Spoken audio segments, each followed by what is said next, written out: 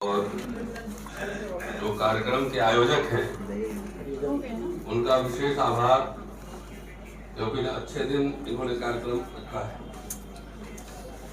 आज रविदास जयंती है, तो रविदास जयंती की सबसे पहले आपको बधाई। और चूंकि विभिन्न संगठन दल के लोग हैं, वामपंथी साथी भी हैं, कई सामाजिक संगठन के लोग हैं, तो थोड़ा सा मैं देसी साम्यवादी परंपरा भी बोलूंगा। और उसके बाद जो सब्जेक्ट है गणतंत्र के 75 साल, बिहार में बदलाव की चुनौती, इस साल चुनाव भी है। तो जो देश में चैलेंजेस हैं, कॉर्पोरेट कम्युनलिज्म और फ्यूडलिज्म, 3 चैलेंजेस हैं जो देश में है यहाँ भी। और देश में राजनीति की जो धारा है स्पष्ट रूप से 2 खेमों में बढ़ चुकी है। अभी तीसरे खेमा का कोई आसार अभी नजर नहीं आ रहा है। तो इंडियन रिपब्लिक 75 साल में और हिंदू राष्ट्र, constitution versus Manusmriti and Indian Republic versus Hindu राष्ट्र, इसमें किसको क्या मिला, इस पे थोड़ी चर्चा करूंगा। और विशेष रूप से क्योंकि हिंदू राष्ट्र का जो ख्वाब देख रहे हैं, उसी तरीके से मैं बहुत गंभीरता से सोच रहा हूं। मैं खास तौर से बोलूंगा सवर्ण और विशेष रूप से ब्राह्मण को इंडियन रिपब्लिक से क्या मिला और हिंदू राष्ट्र में क्या मिलने वाला है। क्योंकि दलित समाज को ज्यादा मैं एड्रेस करता हूं तो उनको लगता है कि पीएम बनने से मैं रोक रहा हूं, तो शिक्षा रोजगार के सवाल सब गायब हो रहे हैं। नशा में बहुत ज्यादा है कि सीधे पार्लियामेंट पर जाके कब्जा करके एकदम झंडा वहां पे लगा देंगे, ब्लू झंडा, और सरकार बन जाएगी। और सरकार जब बनेगी तब हम सब कुछ ठीक कर लेंगे, ओवरनाइट। ओवरनाइट जैसे केमिस्ट्री का लैब है। सरकार बनाने के लिए 272 एमपी चाहिए, मेंबर ऑफ पार्लियामेंट। और अभी जो हालात है, बीजेपी और कांग्रेस जैसी पार्टियां भी जो है वो अकेले लड़ने का जो है हिम्मत नहीं कर सकती है। तो हमारे जो दलित भाई लोग हैं, बड़े बड़े नेता लोग हैं, अनरियलिस्टिक ड्रीम्स देखते हैं। तो अनरियलिस्टिक ड्रीम्स को हटाने की कोशिश करता हूं। कोई आंदोलन, दलित पार्टियों का आंदोलन जो अस्मिता की राजनीति करते हैं, शिक्षा रोजगार के सवाल पर एक भी आंदोलन 40 साल में मुझे बताइए। उससे बड़ा काम तो हम लोग, दीपांकर जी आपने चिट्ठी दिया था, 5 लक्ष्मण बैठा हुआ है, नवीन भी है, कम से कम हम लोगों ने वो लड़ाई लड़ दी कि रोस्टर का आंदोलन 200 पॉइंट वापस ला दिया, लाखों हजारों बच्चे प्रोफेसर बनेंगे। कम से कम हम लोगों ने ये तो कर दिया। लेकिन जो दलित वोट का जो सारथी बने हैं, जो ठेका लिए हुए हैं, उनसे एक आंदोलन, एक मूवमेंट एजुकेशन पर, शिक्षा पर, स्वास्थ्य पर, निजीकरण पर एक भी आंदोलन मुझे बता दीजिए तो उस दिन से हम सार्वजनिक जीवन से इस्तीफा ले लेंगे। हिंदू राष्ट्र के कुछ दलित प्रत्यक्ष पालकीट होने वाले हैं और कुछ अप्रत्यक्ष पालकीट होने वाले हैं। तो बहुत समझाने की कोशिश की कि हिंदू राष्ट्र में जो थोड़ा सा अभी 75 साल में पेट वेट निकला है, थोड़ा सा चर्बी भी आ गया है, बीपी शुगर भी वो बढ़ गया है, तो हिंदू राष्ट्र में ठेठ डाल के फिर प्रगति के पास भेजने की तैयारी, मजदूरी करो, सब बीमारी ठीक हो जाए। ज्यादा नहीं समझा, कोई नौकरी चाहिए नहीं, शिक्षा का आंदोलन ही नहीं चाहिए, सबको एमपी एमएलए मिनिस्टर बनना है। 242 सीट है ना, कितना 45, दलित लोग कितना 40 के आसपास होगा, 40 ही बनोगे ना। अब मंत्रालय चलाने का एक्सपर्टीज भी चाहिए ना, कि बिना एक्सपर्टीज के, बिना अंग्रेजी जाने, बगैर पढ़े, लाल पीला बत्ती का ख्वाब जो रात में देखते हैं ना, रात में एकदम नशा होता है, तो नशा तुरंत उतरने वाला है। दलित मिडिल क्लास खत्म, पॉलिटिक्स खत्म। आज उस पर नहीं बोलूंगा, आज बोलूंगा ब्राह्मण पे। ब्राह्मण को इंडियन रिपब्लिक में क्या मिला और हिंदू राष्ट्र में क्या मिलने वाला है। और बहुत मैं सोच समझ कर आया हूं इसमें कि शायद ये लोग समझ जाएंगे तो समाज के अगुआ वर्ग कहे जाते हैं, कुछ माहौल फिजा बन जाएगी। लेकिन पहला देसी कम्युनिस्ट परंपरा, और मुझे लगता है कि ये ईडीएम जो है हम लोग को इस्तेमाल करना चाहिए सार्वजनिक जीवन में भी, राजनीति में भी। डॉक्टर अंबेडकर का एक इंपॉर्टेंट भाषण है काठमांडू में, बुद्धा या कार्ल मार्क्स, और उस भाषण को बार बार पढ़ा जाना चाहिए। बोल रहे हैं कि दोनों तो एक ही है। एक जो बुद्ध संघ में जो सिस्टम है, कम्युनिज्म में भी वही सिस्टम। रविदास जी की जयंती है, रविदास जी कह रहे हैं बेगमपुरा जहां कोई गम न हो, ऐसा चाहूं राज में मिले सबको अन्न। ये बात कह रहे हैं इक्वलिटी, समानता की बात, वो सोशलिज्म कम्युनिज्म। रविदास जी बैठे हुए हैं, हम अपने लोगों को जाके अगर रविदास जी के शब्दों में समझाएं तो उसको जल्दी पकड़ेगा, समझेगा। कबीर का प्रेम नगर क्या है? नानक जो एक बात कह रहे हैं कि कीरत करो, नाम जपो, वंड छपो, ईमानदारी से कमाओ, भगवान को याद करो और दूसरों के साथ साझा करो, डिस्ट्रीब्यूट करो। एक्युमुलेशन ऑफ वेल्थ नहीं। तो बेगमपुरा है जहां कोई गम न हो, कबीर का प्रेम नगर है, तुकाराम के लिए पंढरपुर है, और अंबेडकर का न्याय नगर है। ये सारी परंपराएं मैं ये इंडिपेंडेंट लेबर पार्टी का मैनिफेस्टो में लेकर आया, और मुझे लगता है वो मैनिफेस्टो और शेड्यूल कास्ट फेडरेशन का मैनिफेस्टो बार बार जरूर पढ़े जाने की जरूरत है। इंडिपेंडेंट लेबर पार्टी अंबेडकर 1936 में बनाए, तो वो खास तौर से हम लोग इस आइडियाज को, जिनको पीएम सीएम बनना है उनको बनने दीजिए, लेकिन हमें तो लाखों बच्चों की नौकरियों का सवाल है। हमारे एजेंडा तो ये है, हमारे एजेंडा पर ये। अब हिंदू राष्ट्र बनेगा, दो सारथी तो बिहार में है, उधर चिराग पासवान है, इधर मांझी जी। मांझी जी को एक दिन जंतर मंतर में प्रोग्राम में हमें मिले, मैंने कहा वो लग रहा है उनका कोई आरक्षण खा गया, के का बर्गर है आरक्षण। गया इंटरव्यू बोर्ड में जो बैठा रहता है, कहता आइए लक्ष्मण यादव जी, यादव जाकर कथा नैरेटिव जो फैलाता है। तो मैंने उनसे कहा कि ऐसा है, आप अपने कम्युनिटी का इंग्लिश स्पीकिंग पोस्ट ग्रेजुएट एक बच्चा मुझे दीजिए, और ऑक्सफोर्ड कैम्ब्रिज में पढ़ाने की जिम्मेदारी हमारी। हम क्राउड फंडिंग करेंगे, लोगों से लेंगे और पढ़ाएंगे, तो हुक्मरान बनेंगे, है ना, हुक्मरान। तो इन हुक्मरानों को आरएसएस बीजेपी हुक्का राम बनाने वाला है। 10 साल इंतजार करिए, 10 साल। जो अनरियलिस्टिक ड्रीम्स देख रहे हैं उनको ये जरूर सोचना चाहिए। मैं बार बार रिपीटेडली ये कह रहा हूं कि इंडियन रिपब्लिक, देखिए अंबेडकर नेहरू में जो भी मतभेद रहे हों, लेकिन दोनों में एक बात कॉमन था। कॉमन ये था कि ये मॉडर्न इंडियन रिपब्लिक स्टेट बनेगा। डॉक्टर अंबेडकर ने स्टेट एंड माइनॉरिटी में जो कुछ भी लिखा, उनका मिनी संविधान था, जवाहरलाल नेहरू को उन्होंने सौंपा। और बाद के दिनों में देखेंगे तो जवाहरलाल नेहरू से लेकर इंदिरा गांधी, राजीव गांधी तक उन प्रोविजंस को किस्तों में लागू किया गया। हमारे दलित भाई कहते हैं कि सारे चमचे थे, जगजीवन राम भी चमचे थे। अरे पिताजी से जाकर पूछो कि नौकरी कैसे मिली थी। पिताजी के पेंशन पे पेट्रोल डल रहा है बाइक में, नौकरी नहीं है, बेटी की शादी नहीं हो रही है। क्या करें, एकदम संसद और विधानसभा पूरा कब्जा हो जाएगा। 15% वोट भी इनवर्टेड नहीं। अभी इलेक्शन हुआ दिल्ली में, हमने देखा 0.58% हुक्मरान बन रहे। तो खैर, दलित मिडिल क्लास का formation modern Indian state, Indian Republic और कॉन्स्टिट्यूशन से हुआ, और उसकी वजह से इंदिरा गांधी भी मनुवादी थी, दलित भाई, जवाहरलाल नेहरू भी मनुवादी थे, तो सीधे मनुस्मृति लागू कर देता ना, संविधान क्यों लागू करता। बैंक का नेशनलाइजेशन हो गया तो तुम्हारे बैंक चले गए, जमींदारी उन्मूलन हुआ तो तुम्हारी जमींदारी चली गई, प्रीवी पर्स खत्म हुआ तो तुम्हारा राजा रजवाड़ा थे, दलित लोग राजा थे यहाँ पे। ऑल पब्लिक सेक्टर इंटरप्राइजेज बना, उसमें सबको नौकरियां मिली, दलितों को भी नौकरियां मिली, लेकिन नौकरी में इंटरेस्ट नहीं है लोगों को, हुक्मरान बनने में इंटरेस्ट है। लाखों नौकरियां मिल सकती हैं, एजेंडा पर नहीं है। हिंदू राष्ट्र में क्या हो रहा है, देखिए संविधान तो अभी भी है, तो उसी संविधान से आपको मिला, और वो संविधान है उससे छीना जा रहा है। कोई आवाज नहीं निकल रही, कोई आवाज नहीं निकल रही। कोई सीबीआई के डर से घर में बैठा हुआ है, छुपा हुआ है, कोई ईडी के डर से छुपा हुआ है, कोई फेंका हुआ मलाई चाटने के लिए जो है, उसके लिए कोई, उसी नेता से पूछो जाके कि भाई ये फेलोशिप बिहार में बंद है, SC ST का फेलोशिप बंद है, ये दलित नेता लोग कितना यहाँ मूवमेंट किया है। नेशनल लेवल पर जो फेलोशिप था कहां है, फ्रीशिप कहां है, फ्री में जो गरीब भारत में फ्री में एजुकेशन दिया, पब्लिक सेक्टर बनाए, नौकरियां दी।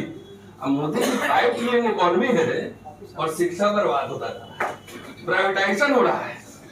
तो चलिए भाई, हमारा समाज दलित समाज नहीं समझेगा तो कोई बात नहीं, हम लोग तो मजदूरी किए 70 साल पहले, दादा दादी हमारे मजदूरी थे, वहां से 1-2 जनरेशन में थोड़ा चेंज आया, तो चलो हम लोग वापस चले जाएंगे।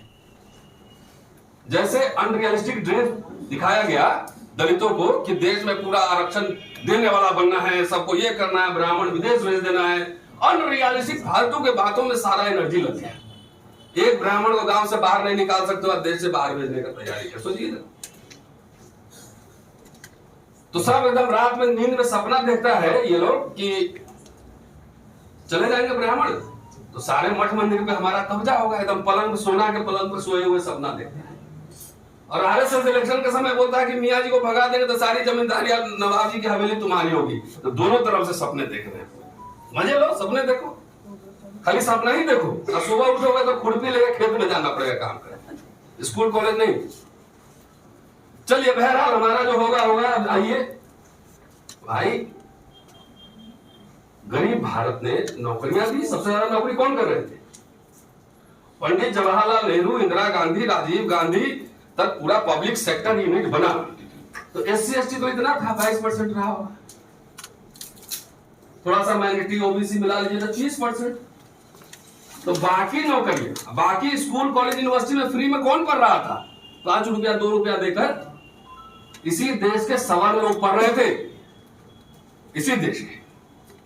तो पंडित जी ने, पंडित जवाहरलाल नेहरू ने शिक्षा दी, इंदिरा गांधी ने शिक्षा दी, IIT, medical college, public institution खुले, और उससे पढ़ के, मैं ये नहीं कर रहा हूं, लेकिन बहुत बड़ा एक डिपार्चर था ये, है ना, एक कॉलोनियल स्टेट से बहुत बड़ा डिपार्चर था कि एक मॉडर्न नेशन बनाने की ओर जा रहे हैं। जगजीवन राम 1957 में जो है रेलवे में प्रमोशन, रिजर्वेशन में प्रमोशन लागू कर दिया 1957। ये सब पता है? कितनी कितनी नौकरियां एग्रीकल्चर डिपार्टमेंट में, पोस्टल डिपार्टमेंट में, रेलवे डिपार्टमेंट में, पानी पाड़े अपॉइंट हुआ, लाखों लाख लोग नौकरी में लगे।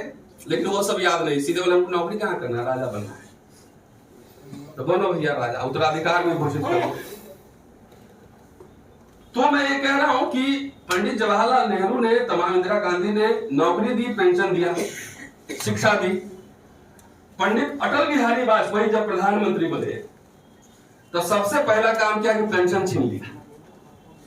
तो हमारे तो भाई किसी लोग का पेंशन छीना, 70 नौकरियां जो बची थी उसमें से ज्यादा ब्राह्मण ही थे।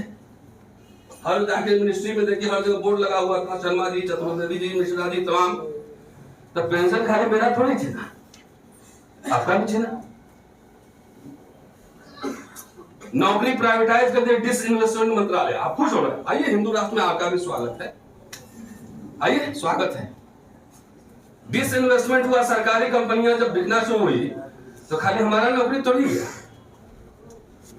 सारे, अगर लोग सोच रहे थे ब्राह्मण कि हम हिंदू राष्ट्र हो जाएगा तो सारे राज पुरोहित बन जाएंगे, जैसे दलित लोग सोच रहा है कि हम सारे राजा बन जाएंगे, तो राज पुरोहित तो सारे बनोगे नहीं। प्राइवेटाइजेशन जब नौकरियां गई तो आपका भी नौकरी गया। अब मोदी जी तो आए, न्यू पेंशन स्कीम को और इतना कॉम्प्लिकेटेड कर दिए। इसका मजा तो आपको भी मिलने वाला है, डोंट वरी, डोंट वरी। मुझे पता है सिक्योरिटी गार्ड हमारे कॉलेज पे जो काम करता है 15,000 रुपए महीने में, वो कौन लोग है मैं जानता हूं। नहीं, पीएफ, प्रोविडेंट फंड पहले था, मिडिल क्लास को आज बोल रहे हैं, क्योंकि सब लोग को चाहता है, गरीब आदमी चाहता है कि मेरा बच्चा जो है नौकरी करे। प्रोविडेंट फंड पहले कटा सकते थे बेसिक, अब अपर लिमिट 5 लाख कर दी। अमीर भारत 5 ट्रिलियन इकोनॉमी, और क्या हो रहा है, पीएफ पे इनकम टैक्स लग रहा है, इंटरेस्ट पे। आइए, हिंदू राष्ट्र में आपका भी स्वागत। नहीं, सोचिए गंभीरता से, ये हिंदू राष्ट्र बन जाएगा तो जो लोग ख्वाब देख रहे हैं एकदम राज पुरोहित एकदम कौटिल्य बन के बैठेंगे और सब लोग आएंगे पाए लागू बाबा, पाए लोग ऐसे करेंगे, तो सबका नहीं होने वाला है। अल्टीमेटली कॉर्पोरेट में जाके सबको 5 लाख तनख्वाह नहीं मिलेगी, 20,000 पे आपके बच्चों को भी नौकरी करना है, याद रखिएगा। दिल्ली यूनिवर्सिटी में लक्ष्मण साहब पढ़ाते थे, कितना तनख्वाह मिलता था डॉक्टर? पूरा सैलरी मिलता था ना, 1 लाख से ऊपर था। ये गरीब भारत में 1 लाख, गरीब भारत में हम पढ़े हैं, पढ़ाए हैं, अमीर भारत भी देख रहे हैं। अब मोदी जी आए, बोले कि अच्छा ऐसा है, एडहॉक डॉक सिस्टम खत्म करो, गेस्ट लाओ। तो पहले 1 लाख से ज्यादा मिलता था, सर्विस भी काउंट होता था, छुट्टी भी मिलती थी। अब 30,000 40,000 पर खाली दलित पिछड़े नहीं काम कर रहे, पंडित जी भी काम कर रहे हैं। आइए हिंदू राष्ट्र में आपका भी स्वागत है। मजा आ रहा है? अरे मेरा दोनों आंख फूटेगा, तुम्हारा भी एक फूटेगा, ऐसा नहीं है कि नहीं फूटेगा।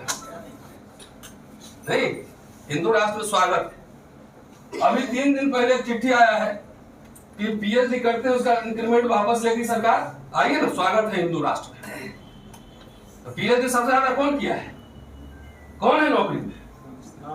इस देश के जो लोग हिंदू राष्ट्र बनाने के पक्षधर हैं, जरा शाम में घर जाना तो देखना कि बच्चे का करियर का क्या हो रहा है, एजुकेशन का क्या हो रहा है।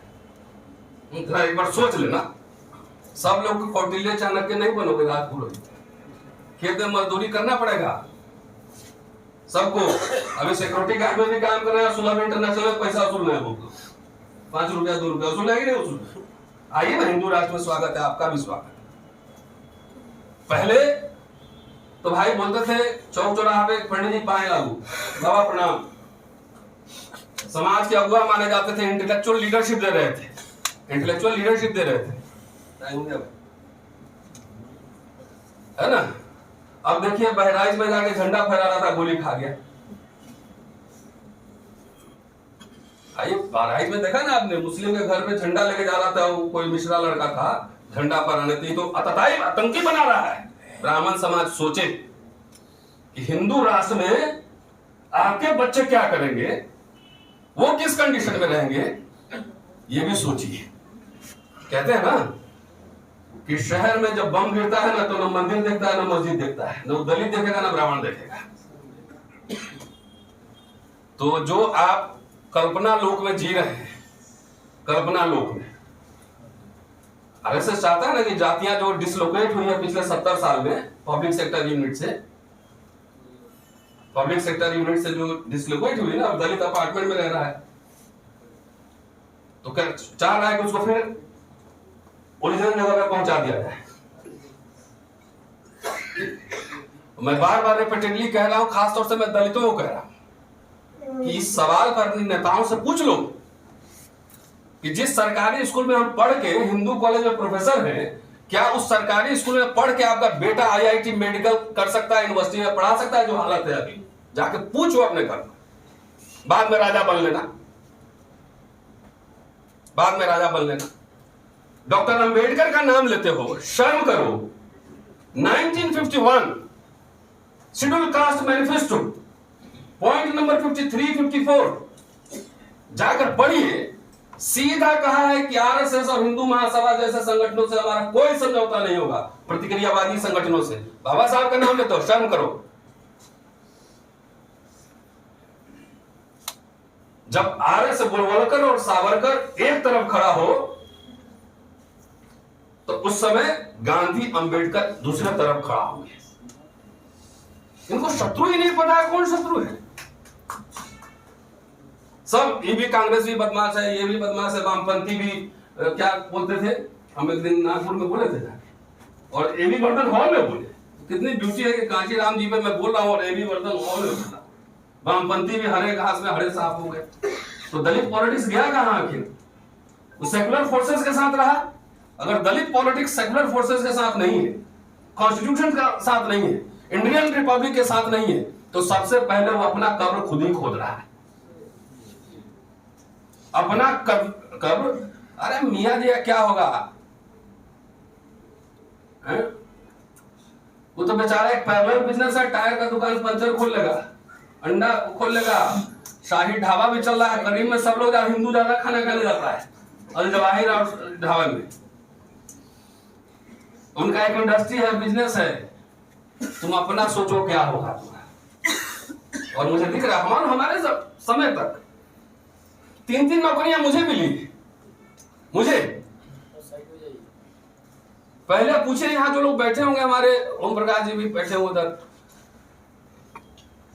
कि एक आदमी को ऑप्शन होता था कि ये नौकरी करे कि ये नौकरी करे। 4-4 नौकरियां मिल रही थी। अपने बच्चों से जाके पूछो, पिटा रहा है पुलिस, डंडा भी मार रही, नौकरियां कहां है वे?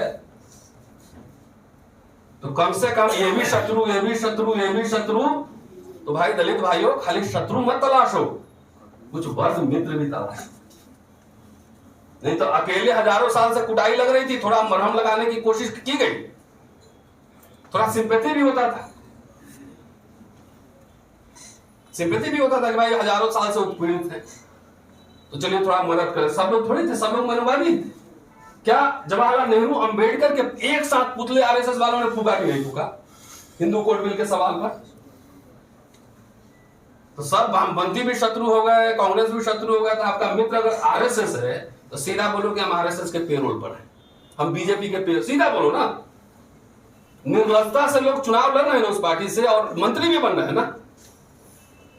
जब इतने हक हकों को मारे जा रहे हैं, हम तो मांझी जी को भी बोले थे ये काम करिए ना, 100 बच्चों का इंग्लिश मीडियम स्कूल खुलवाइए गया। ये समाज का नेता जो उनको वोट देता है जाके उनका पकड़े गिरफ्तार, ये खोलो हमारे बच्चों के लिए इंग्लिश स्कूल, और जब तक अंग्रेजी नहीं पढ़ोगे कुछ नहीं होगा, ये भी तय है। अंग्रेजी एजुकेशन के बगैर नहीं होगा कुछ, कोई एजेंडा पर है। तो नटशेल में यही कह रहा हूं कि जो लोग, जैसे हमारे दलित भाई लोग जैसे अनरियलिस्टिक ख्वाब देखना शुरू किया, वैसे उनके अधिकार जाने शुरू हो गए। ठीक है जी, प्राइवेटाइजेशन, नौकरी वोकरी सब जाना शुरू हुआ। उसी तरह जो लोग हिंदू राष्ट्र और राज पुरोहित बनने का ख्वाब देख रहे हैं ना, जाके देखिए एयरपोर्ट में 35,000 मिलता है, टाई पहन के हेलो गुड मॉर्निंग सर, मैं आई हेल्प यू सर करता है वो भी। सब दलित पिछड़े नहीं, आपके बच्चे भी हैं। टाटा जब सरकारी था तो 1 लाख मिल रहा था, अब प्राइवेट हो गया था, जरा पे स्लिप देखना कितने का। तो हिंदू राष्ट्र में आप सभी का स्वागत है, जो होगा देखा जाएगा। लेकिन आप जाके गंभीरता से आप सोचो, जो मैं कह रहा हूं, सब लोग सवर्ण में अमीर नहीं है कि सब लोग ऑक्सफोर्ड कैम्ब्रिज पढ़ा लेगा अब महंगी शिक्षा अफोर्ड करेगा, नहीं है ना। आईआईटी और जेएनयू में पढ़कर अल्टीमेटली सरकारी नौकरी कर रहे थे ना, आईएएस बन रहे थे, प्रोफेसर बन रहे थे, डॉक्टर इंजीनियर बन रहे थे। तो सरकारी नौकरियां नहीं थे, क्या करोगे? अडानी अंबानी के जहां के वहां 12 घंटे, सब लोग को 5 लाख तनख्वाह नहीं देगा, एक को देगा, बाकी 35,000। 24 आवर सर्विस, घर में भी कंप्यूटर, वर्क फ्रॉम होम करो। स्वागत है आप सभी का, शुक्रिया, थैंक यू।